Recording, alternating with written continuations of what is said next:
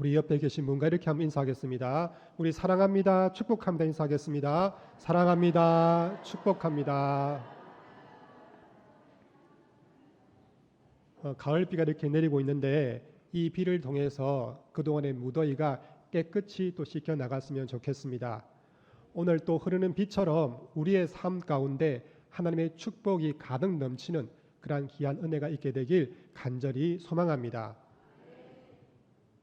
우리 모두는 행복한 인생을 살아가길 원합니다. 이전보다 더 나은 인생, 또 기쁨이 있는 인생, 상처가 아니라 치유와 회복이 넘치는 인생을 살아가길 원합니다. 자, 그렇다면 우리가 지금보다 더 나은 행복하고 기쁨이 넘치고 또 상처가 치유되는 회복의 인생을 살아가기 위해서 우리가 회복해야 할 중요한 성경적 가치는 무엇이겠습니까? 오늘 이 질문에 대한 답을 오늘 말씀을 통해서 함께 생각해 보는 시간을 가지겠습니다. 먼저 본문 11절에서 13절까지의 말씀을 살펴보겠습니다. 오늘 11절 말씀에 따르면 예수님께서는 예루살렘으로 올라가고 계신 중입니다. 예수님께서 예루살렘으로 가신 이유는 바로 십자가를 지시기 위해서입니다.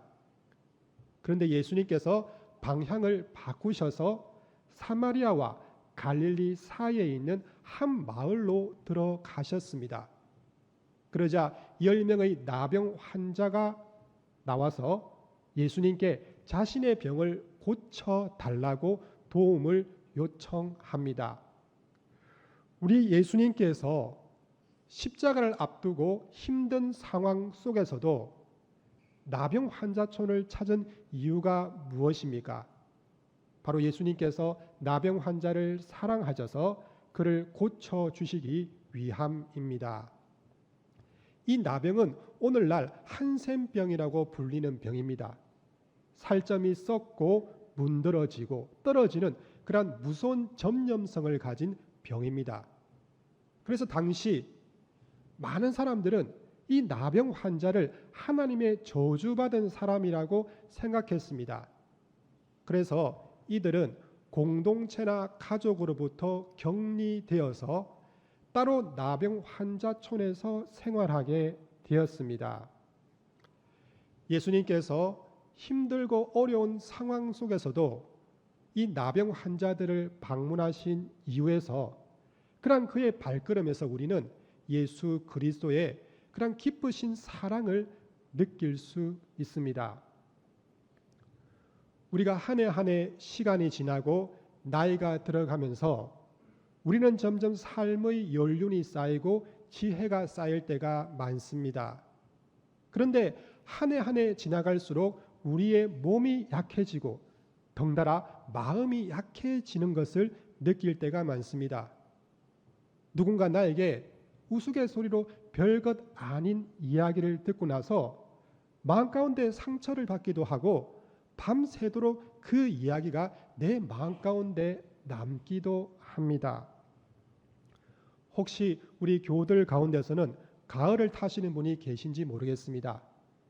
가을이 깊어가면서 왠지 모르는 외로움과 또 소외감, 그런 감정 때문에 때로는 밤에 잠을 못 드는 경우도 있습니다. 제가 말씀을 준비하면서 떠오르는 하나의 찬양 가사가 있었습니다. 내가 연약할수록 더욱 기히 여기사 높은 보좌 위에서 낮은 나를 보시네 라는 그런 찬송가의 가사입니다. 우리가 사람들에게 사랑받기 위해서는 우리가 많은 것을 가지고 강하고 자신감이 있을 때 많은 사람들에게 사랑을 받습니다. 하지만 우리가 연약하고 약하더라도 예수님께서는 우리의 연약함을 받으시고 우리를 더욱 사랑하시고 우리에게 위로의 손길을 내밀어 주시는 사랑의 하나님과 예수님이심을 믿으시길 간절히 소망합니다. 오늘 예수님께서 우리를 이 자리에 초청해 주신 이유는 우리의 연약함을 치유하시고 우리에게 새 힘과 소망을 주시기 위함임을 반드시 기억하시고 오늘도 말씀을 통해서 세임 얻는 그러한 귀한 역사가 있게 되길 간절히 소망합니다. 계속해서 오늘 12절과 13절 말씀인데요. 오늘 13절 말씀 우리 같이 한번 읽어보겠습니다. 시작.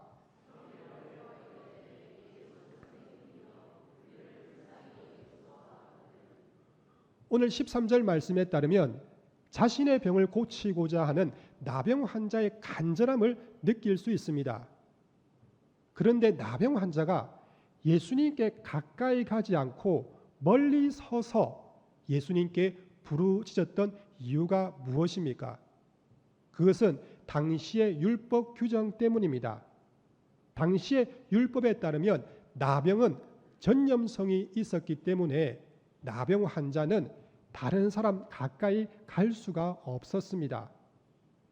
예수님께 가까이 갈 수 없는 그런 한계와 장애 속에서도 이 나병 환자의 간절함은 결코 자신의 소망을 두고 예수님에 대해서 자신의 소망을 부르짖는 것을 결코 포기하지 않습니다. 그래서 이 나병 환자는 한 명이 아니라 10명이서 멀리 서서 예수님께 자신의 병을 고쳐달라고 외치기 시작합니다. 우리가 한 사람이 멀리 떨어져서 내 의사를 다른 사람에게 전달하는 거 쉽지 않습니다. 하지만 3명, 5명, 10명이 모여서 큰 소리로 멀리 있는 사람에게 나의 의사를 전달할 때 그 소리가 다른 사람에게 반드시 들리기 때문입니다. 나병 환자의 그러한 간절함은 그 앞에 있는 장애를 뛰어넘어서 함께 힘을 모아 소리를 지르고 또 도움을 요청함을 통해서 예수님의 귀에 그들의 간청이 들어가게 되었습니다. 그 이후부터 이 나병 환자의 인생 가운데는 새로운 제2막이 인생이 펼쳐지게 됩니다. 우리 모두는 각자의 기도 제목을 가지고 기도하고 있습니다. 우리가 하나님께 기도하는 중요한 이유는 무엇입니까? 바로 하나님께 기도 응답받기 위해서입니다. 우리가 하나님께 기도 응답받기 위해서 해야 할 가장 중요한 자세는 오늘 나병 환자처럼 하나님께 간절함으로 기도하는 것임을 반드시 기억하시길 소망합니다. 제가 새벽 예배나 또 수요 기도회, 금요 기도회 때 교우들과 함께 기도하면서 제 마음 가운데 느끼는 것이 있습니다. 우리 많은 교우님들이 마음 가운데 절박한 문제가 있구나. 그리고 그 절박한 마음으로 하나님께 기도하고 있구나 라고 하는 것들을 생각해보고 느끼게 되었습니다. 이번 한 주간 말씀을 준비하면서 절박하게 부르짖는 우리 교우님들의 기도가 하나님 꼭 응답되게 도와주십시오라고 기도하면서 이 말씀을 한번 준비해 본 적이 있습니다. 우리가 각자 기도하는 스타일이 다르기 때문에 어떤 분들은 묵상으로 기도하시는 분이 계십니다. 또 어떤 분들은 큰 소리로 기도하는 분이 계십니다. 어떤 분의 기도의 문장은 화려하고 문법에 맞지만 또 어떤 분들의 기도 가운데는 문법에 맞지 않는 그런 기도문이 있습니다. 하지만 그것과 관계없이 우리가 간절함으로 하나님께 나갈 때 하나님께서는 우리의 기도 가운데 반드시 응답해 주십니다. 다음으로 13절에서 14절 말씀에 보면은 오늘 나병 환자가 예수님께 자신의 병을 고쳐달라고 간청하자 예수님께서는 오늘 14절 말씀에 따르면 제사장에게 가서 내 몸을 보이라 라고 말씀하고 있습니다. 여기서 이상한 것은 예수님께서 나병 환자에게 내 병이 고침 받았다라고 말씀하지 않으시고 곧바로 나병 환자 제사장에게 가서 너희의 몸을 보이라고 말씀하셨다는 점입니다. 제사장에게 가서 몸을 보인다는 것은 병을 고침받은 사람이 마지막으로 확인하는 그런 확인 절차입니다. 병이 나았다는 그런 진단을 받은 후 큰 중병 환자들은 드디어 일상으로 복귀할 수가 있었던 것입니다. 그런데 이 나병 환자는 예수님께 이렇게 반문하지 않습니다. 예수님, 저희들에게 병이 나았다는 물적 증거를 주십시오. 그런 물적 증거를 가지고 내가 제사장에게 가겠습니다 라고 반문하지 않습니다. 이 나병 환자들은 믿음으로 예수 그리스도의 말씀을 믿고 제사장에게 나아갑니다. 그렇게 나아가다가 그들은 깨끗함을 받았습니다. 그들의 병이 고침받는 역사가 일어나게 되었습니다. 믿음은 내가 하나님께 하나님 제 소원을 들어주신다면 제가 말씀을 따르겠습니다 라고 하나님과 거래하는 관계가 아닙니다. 믿음은 아무 증거 보이지 않더라도 하나님을 사랑하고 그분을 신뢰하는 마음으로 그분의 말씀을 따라가는 것입니다. 제가 참 좋아하는 찬양의 가사가 있습니다. 찬송가 545장에 따르면은 이 눈에 아무 증거 아니 배워도 믿음만을 가지고서 늘 걸으며 라는 가사가 있습니다. 믿음은 우리 눈에 아무 증거가 보이지 않더라도 믿음을 그 증거로 하나님과 함께 인생의 길을 걸어가는 것입니다. 하나님이 우리를 사랑하시고 그 사랑에 힘입어서 주님과 손을 잡고 인생의 길을 걸어가는 것, 바로 그것이 진정한 믿음의 사람이 살아가는 삶의 자세입니다. 창세기 12장 1절에서 4절 말씀에 따르면 하나님께서 아브라함을 부르시는 장면이 나타납니다.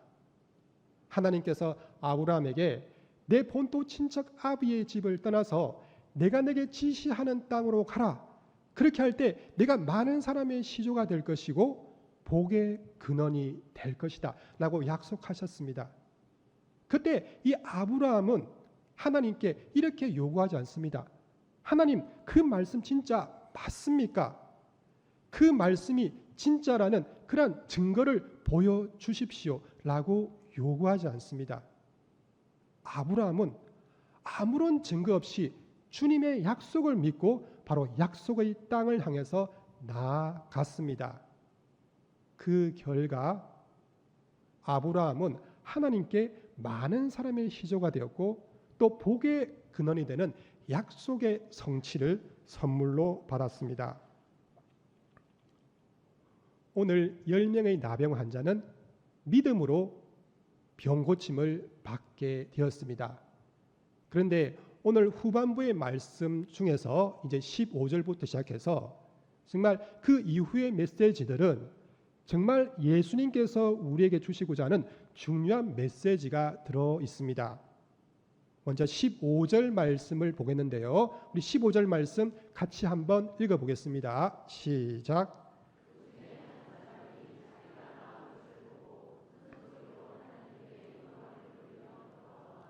아멘. 오늘 나병 환자 한 명만이 큰 소리로 하나님께 영광을 돌리면서 예수님께 돌아왔습니다.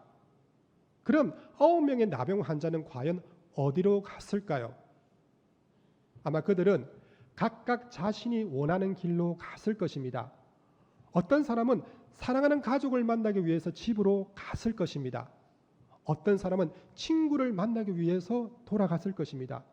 어떤 사람은 이스라엘의 유명한 명승지를 보기 위해서 여행을 떠났을지도 모릅니다.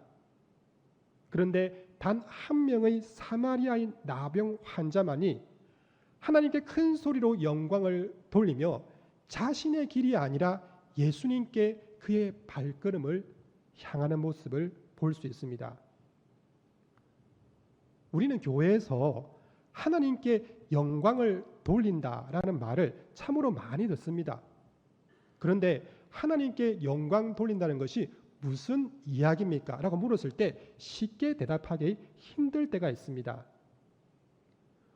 우리나라에서 축구 역사 가운데 획기적인 사건이 있습니다. 2002년 월드컵 때 4강에 진입한 사건입니다. 그 이후에 많은 한국 축구 선수들이 세계의 유명 프로 축구팀에서 이렇게 이제 훈련하고 또 뛰어서 좋은 성과를 거두고 있습니다.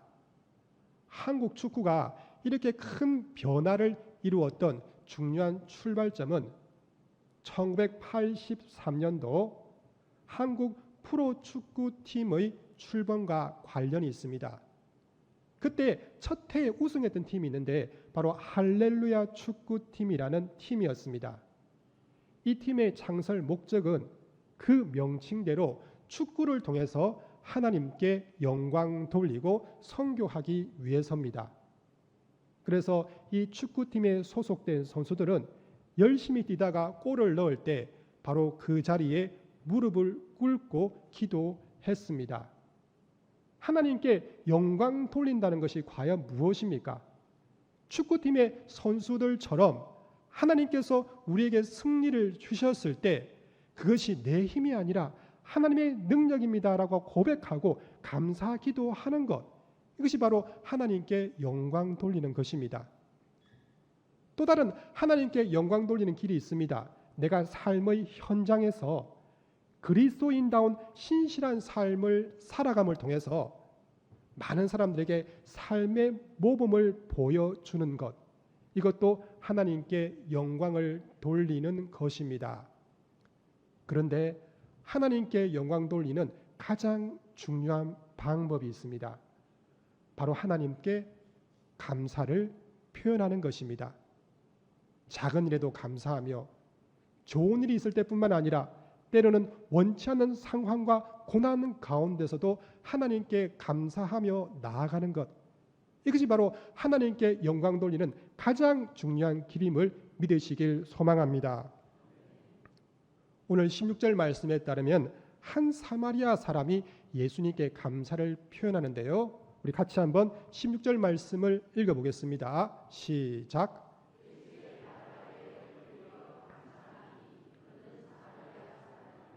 아멘. 오늘 10명 중 1명의 사마리아 사람만이 예수님의 발 앞에 엎드려 감사했다라고 말합니다. 누군가의 발 앞에 엎드렸다라고 하는 말의 뜻은 뭐냐면은 그 사람의 얼굴을 떨어뜨려서 땅에 대는 행위를 뜻합니다.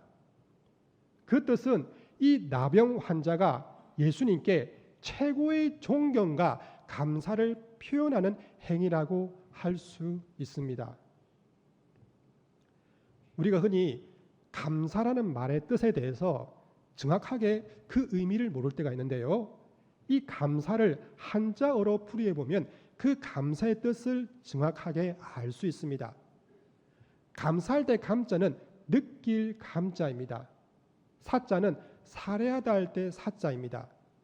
그런데 이 사자는 두 개의 단어의 합성어입니다. 바로 말씀언과 화살을 쏘다 할 때 사자로 그 두 가지 글자가 합성되어서 사자를 이루고 있습니다. 이 감사를 좀 더 쉽게 풀이해 본다면 감사하는 마음을 다른 사람들에게 말로 쏘는 것입니다. 말로 표현하는 것입니다. 진정한 감사는 내가 다른 사람들에게 도움을 받았을 때 그 감사의 마음을 그냥 감사하다라고 생각하는 것에 그치는 것이 아니라 말이나 행동으로 표현할 때 그것이 진정한 감사임을 알 수 있습니다. 우리가 살아가면서 누군가에게 도움을 주고 선물을 주었을 때 그 누군가가 우리에게 감사를 표현한다면 우리의 마음 가운데 기쁨이 있습니다. 하나님도 마찬가지입니다. 하나님께서도 우리가 하나님의 은혜를 받고 하나님의 선물을 받으면 하나님께 감사를 표현할 때 우리 하나님께서 기뻐 받으실 줄 믿습니다. 자, 그렇다면 하나님께 감사를 표현한다는 것이 구체적으로 어떤 행동을 뜻하는 것입니까? 오늘 우리는 주일날 하나님께 예배드리기 위해서 이 자리에 나왔습니다.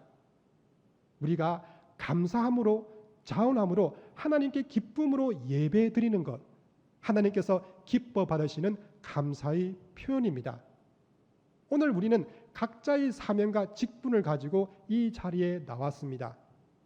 교사로서, 찬양대원으로서, 구역장로로서, 장로, 권사로서 주어진 사명에 감사함으로 최선을 다하는 예배자의 삶, 이것도 하나님께 감사를 표현하는 것입니다. 우리는 내일부터 또 한 주간 직장과 캠퍼스와 가정에서 한 주간 삶의 현장에서 하나님 주신 사명을 감당하고 살아갑니다.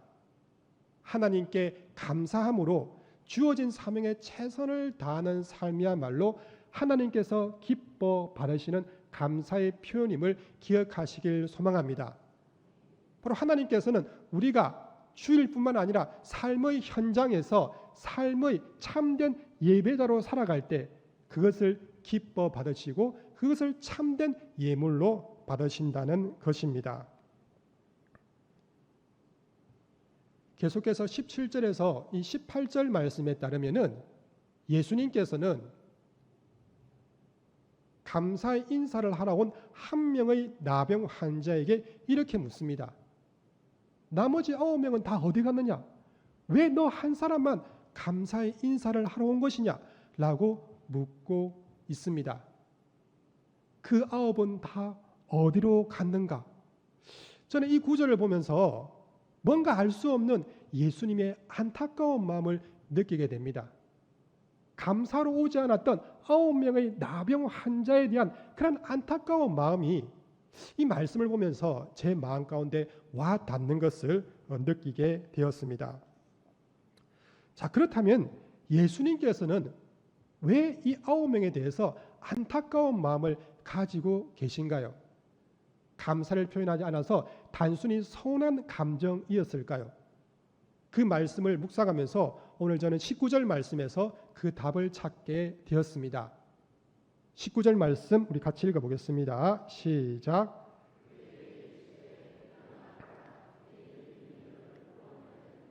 하시더라. 아멘. 오늘 19절 말씀에 따르면 감사 인사를 하러 온 바로 한 명의 나병 환자에게 예수님께서는 내 믿음이 너를 구원하였다라고 말씀하십니다. 이 말의 뜻은 이 나병 환자가 이제 육신의 병을 고쳤을 뿐만 아니라 영혼의 구원, 영원한 생명까지 얻었음을 예수님께서 축복하고 계심을 볼 수 있습니다. 반대로 9명의 나병 환자는 비록 나병이라는 육신의 병을 치유받았습니다. 하지만 그는 믿음으로 예수님께 감사하지 못했기에 영혼의 구원, 영원한 생명을 선물로 받지 못했습니다. 여기에 대한 그 안타까운 마음이 그 9명은 어디에 있느냐라고 하는 예수님의 외침 가운데서 볼 수가 있다는 것입니다. 감사로 오는 것들 어려운 일이 아니지 않느냐?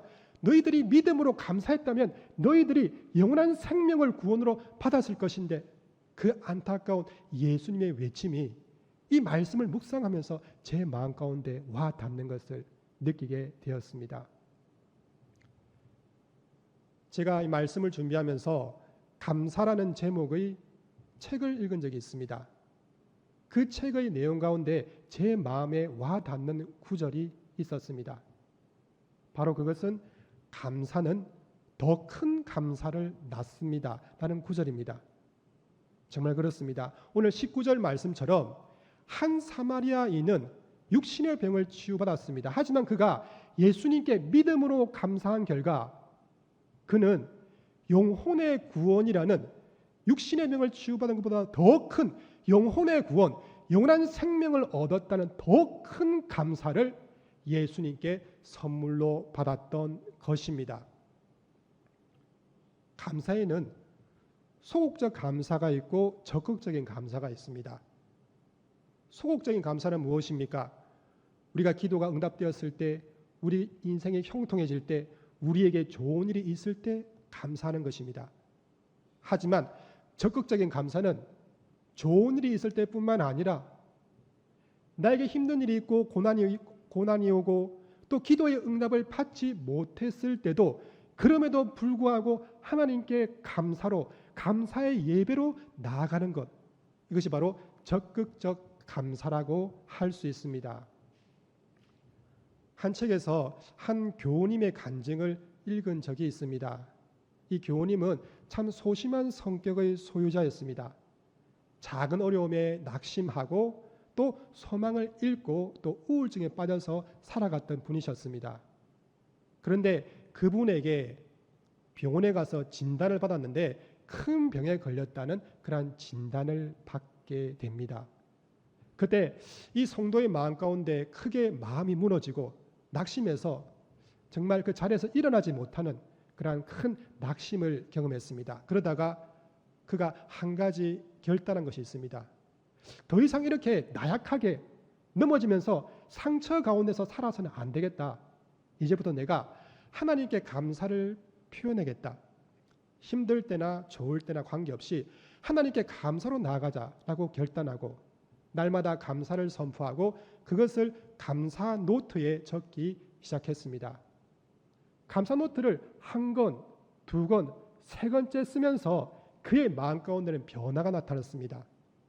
큰 병의 진단을 받았음에도 그의 마음 가운데는 알 수 없는 평안이 그의 마음을 점령하기 시작합니다. 감사 노트를 쓰면서 수많은 고난과 어려움이 있었지만 그는 더 이상 상처받지 않았습니다. 오히려 더 하나님께 감사를 표현하면서 감사하면서 나아가면서 그 마음 가운데는 나약함과 상처가 주님 주시는 치유와 회복으로 변화되는 그런 기적을 경험하게 되었습니다.